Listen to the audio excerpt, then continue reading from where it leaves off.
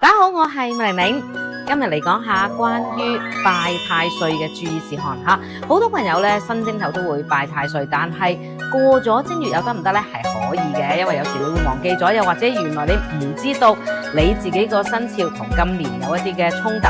嗱，咁再提翻啦，屬馬啦、屬老鼠、屬牛同埋屬兔仔嘅朋友，其實今年係適宜去太歲廟嘅。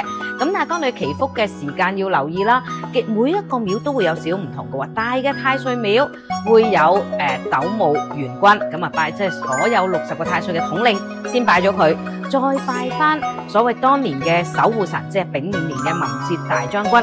你可以再揾翻屬於你出世年嘅守護將軍，然後拜晒其他，咁就可以噶啦。因為道家嘅廟咧先至有太歲嘅，咁去唔到嘅話，有啲人當天都可以做嘅喎，寫住丙午年文節大將軍，咁你可能念一個位，然後預備啲水果啊、齋菜啊，去拜翻，誠心祈求，咁都係可以嘅。中國人話心誠則靈，希望大家都平平安安啦。記得點讚關注哦。